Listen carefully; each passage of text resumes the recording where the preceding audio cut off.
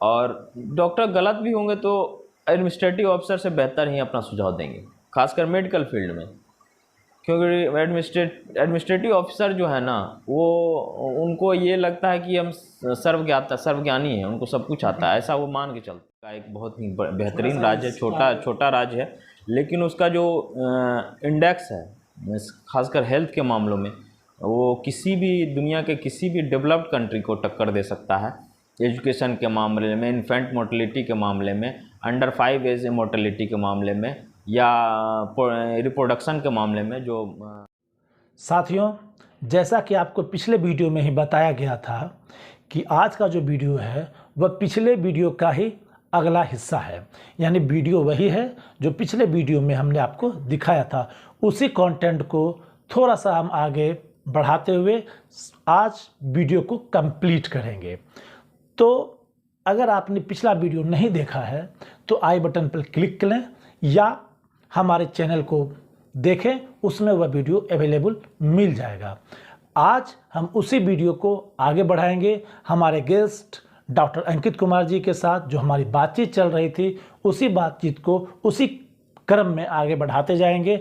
आपको पहले भी बता चुके हैं हम कि डॉक्टर अंकित कुमार जी पटना के एक अच्छे जाने माने डॉक्टर हैं और अभी पीएमसीएच एवं कुछ प्राइवेट नर्सिंग हॉस्पिटल में काम कर रहे हैं। तो चलिए बातें को आगे बढ़ाते हुए सीधा इंटरव्यू पर आते हैं।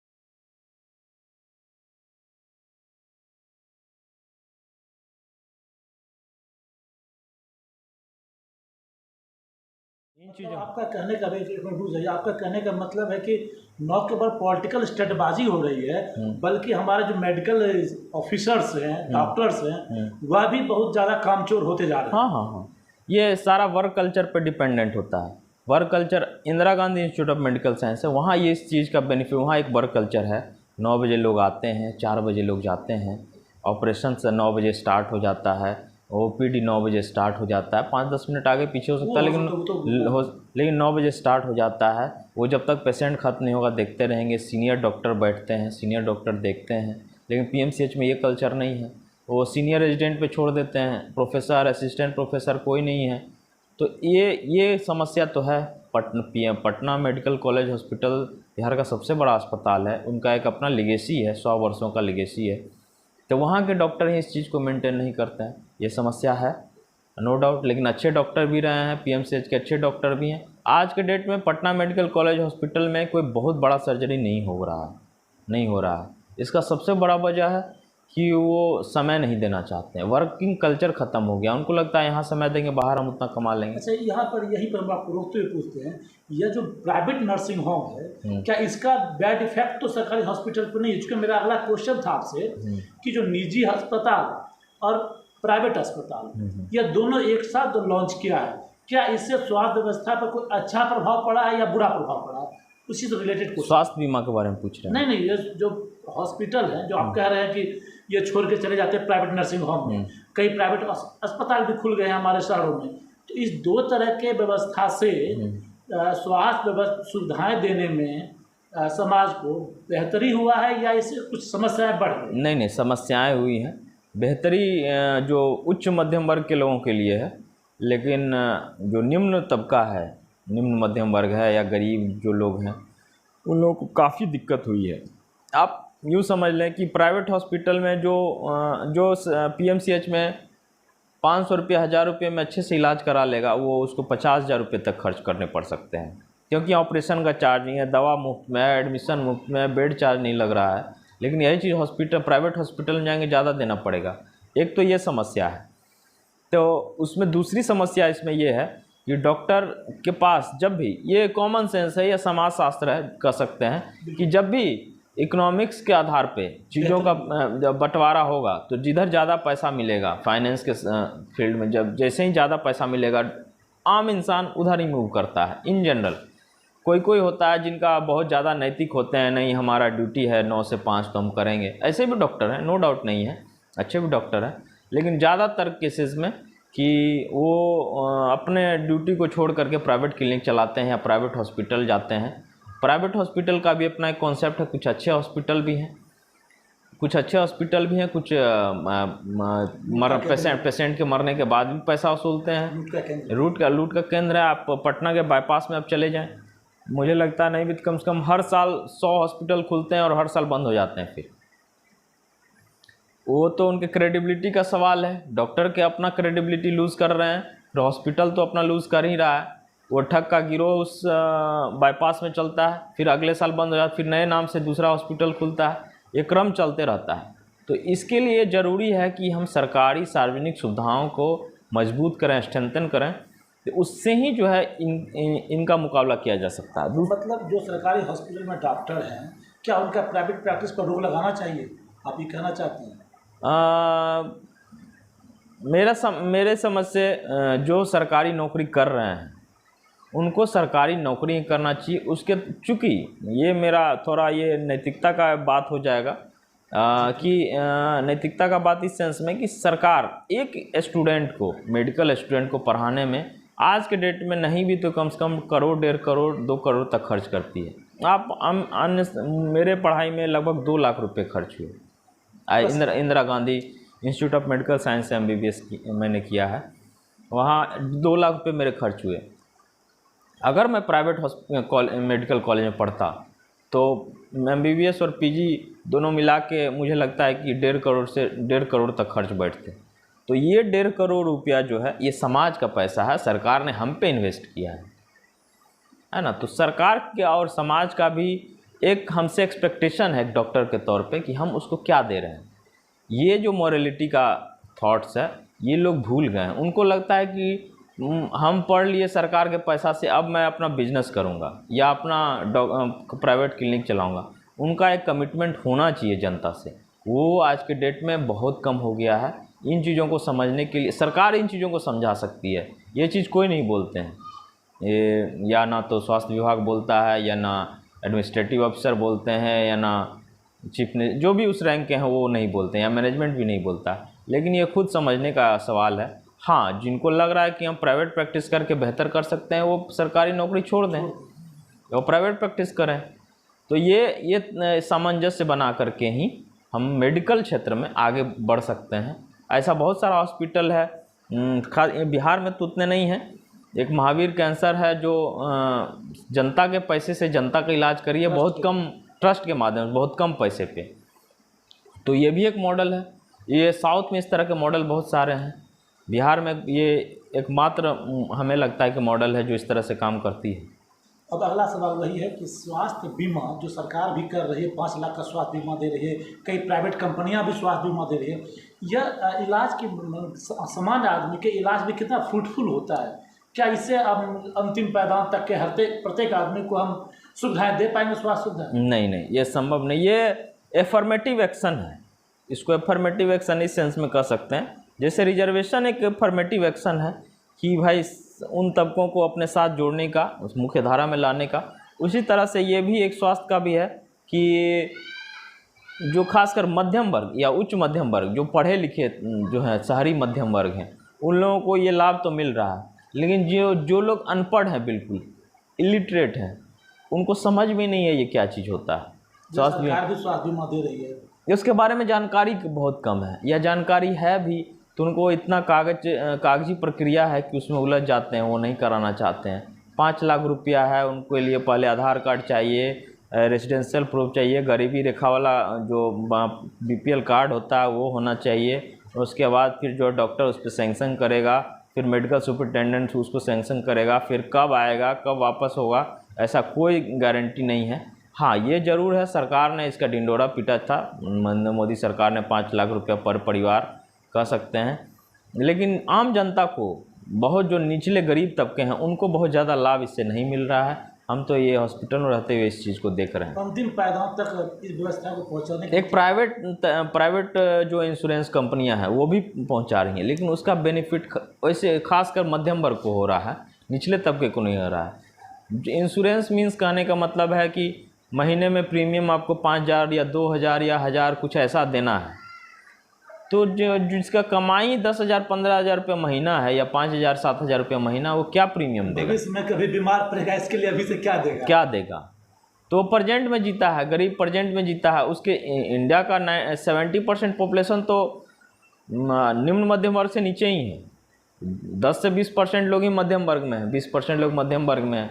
और लिटरेसी का भी देख लीजिए, बहुत सारी ऐसी बीमारियां हैं जो अशिक्षा के वजह से हो रही हैं, उसको काउंटर किया जा सकता है लोगों को समझदारी डेवलप करके, एजुकेशन के माध्यम से उन चीज़ों को हल किया जा सकता है। अब एक गाहे बगाहे बार बार यह सवाल उठता है कि स्वास्थ्य व्यवस्था में लूट बहुत है, दवा के नाम पर, जांच के नाम पर, इस बारे में आपका क्या समझ है और उसको कैसे कम कर सकते हैं? देखिए, अभी हमने कहा कि एक कैपिटलिस्ट मोड ऑफ जो सोसाइटी होगा या जो पॉलिटिकल जो सिस्टम होगा, उसमें तो लूट होगी ना, लूट होगा। चाहे वो दवा में हो, अगर हेल्थ के सेक्टर में बात करें तो दवा में हो या जांच में हो, क्योंकि वो कंपटीशन बेस्ड प्रोग्राम है कि हम तुमसे ज़्यादा कमा रहे हैं। किसी का ये मोटिव नहीं है कि समाज का भला हो या जनता, आम जनता का हम इलाज कर सकें। ऐसे बहुत लोग, बहुत कम डॉक्टर हुए होते हैं, बहुत कम डॉक्टर होते हैं। लेकिन अगर ये कंपटीशन का भावना होगा, वो मेरा कोई फ्रेंड है वो 5 लाख रुपये महीने कमा रहा है तो हम 10 लाख रुपये कमाना चाहेंगे। उसका जो प्लेसमेंट जो है मेदांता और मैक्स और बड़े बड़े पारस जैसे या रूबन जैसे हॉस्पिटल में हो गया, तो भी चाहेगा कि हम भी जो है किसी बड़े हॉस्पिटल में कंसल्टेंट के तौर पे काम करें। ये कंपटीशन का जो भावना होगा ना, तो कमाने का जब कंपटीशन का भावना होगा तो ज़्यादा दवाएं लिखेगा, ज़्यादा जांच कराएगा, उससे उनको कट आएगा 20% 25%, ये कट आएगा तो ये उनके झोली में जाएगा। और जनता के से वो जो दवा कंपनियां हैं और जो जांच वाली जो लैब हैं, पैथ लैब हैं, वो ज़्यादा जनता से पैसा वसूल करेंगे। ये सारा मामला फंसता है सरकार के फेल्योर का। सरकार अगर सही से जांच सुविधाएं उपलब्ध कराए और सही से दवाओं का वितरण करे, बहुत सारे ऐसे दवा हैं जो सरकार चाहे तो इजीली उपलब्ध करा सकती है, सरकार अपने पैसे से जो सरकार कमाई होती, लेकिन सरकार जो है बहुत सारे मामलों में पीछे हो जाती है कि वो चलो जो सिस्टम है उसको जो है उसको मेंटेन करना चाहती है। इस कारण से जो है आम जनता तक इसका पहुंच अभी तक जो लूट है वो लूट, हाँ ये कह सकते हैं सारे डॉक्टर नहीं कर पा रहे हैं आज के डेट में भी, क्योंकि अब डॉक्टर इस मेडिकल फील्ड में भी जो बड़े बड़े सेठ कह सकते हैं, बड़ी बड़ी कंपनियां आ रही हैं, बड़े बड़े डॉक्टर हैं, वो उनकी कमाई है। आम डॉक्टरों की कमाई ना उतनी अभी नहीं है, होती है लेकिन इतना है आम जनता से ज़्यादा होती है। इसलिए लूट और जो दवा के कारण और जांच में करें वो तो होती है, उसका कट मिलता है लोगों को, उसका बेनिफिट डॉक्टरों को है, ये दवा कंपनियों को है और जांच वाले जो जितने भी लैब हैं उनको है, आम जनता को इससे घाटा है। इसका सॉल्यूशन यही है कि सरकार बड़े पैमाने पे जो उनके हॉस्पिटल्स हैं, बड़े बड़े सदर अस्पताल हों, PSC हो, वहाँ पे जांच की सुविधाओं को बहाल करे, तब ही जा कर के इन चीज़ों से छुटकारा पाया जा सकता है। मतलब कि डॉक्टर PSC खोलने की ज़रूरत है, बल्कि वहाँ डॉक्टर को देने की ज़रूरत है, डॉक्टर के साथ साथ वो जो जांच की पूरी व्यवस्था देने की ज़रूरत है।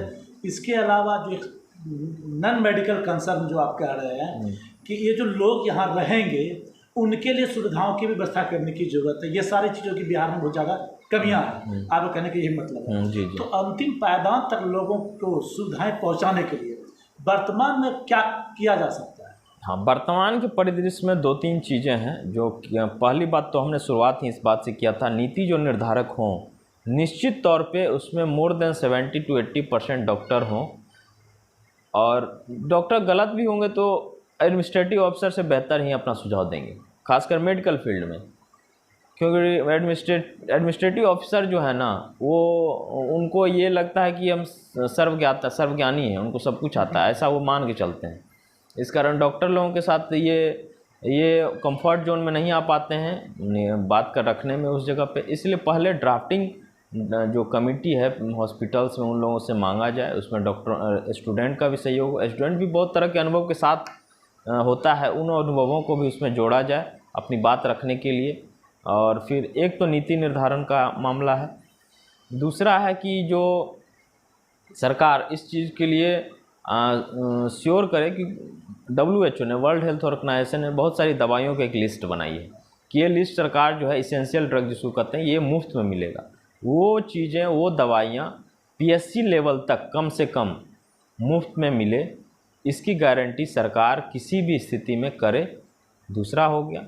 तीसरा इसमें कहना है कि जो अभी तक जांच की बात कर रहे हैं, टेक्निकल सिर्फ जांच सामान लाने से ही नहीं होगा, उसके लिए जो टेक्निकलिटीज़ चीज़ें हैं, जैसे जो ट्रेंड स्टाफ होने चाहिए, या मान लीजिए आप सदर अस्पताल में हम आईसीयू की इमरजेंसी आईसीयू कहीं बहाल करते हैं, व्यवस्था करते हैं, तो आईसीयू के लिए चाहिए एयर कंडीशन रूम चाहिए, उनके लिए बेड चाहिए, उस तरह की साफ़ सफाई व्यवस्था चाहिए, उसके लिए बिजली की व्यवस्था 24/7 होनी चाहिए।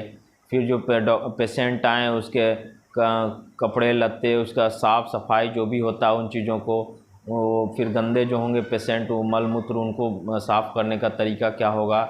बहुत सारी ऐसे इशू हैं। अगर 10 बेड का अगर आईसीयू अगर चलाया जाएगा तो समझ लिए कि 30 से 40 स्टाफ की ज़रूरत पड़ेगी आपको महीने में, 40 स्टाफ इंक्लूडिंग डॉक्टर, 10 अगर बेड का आईसीयू चलाते हैं तो ये सिस्टम है।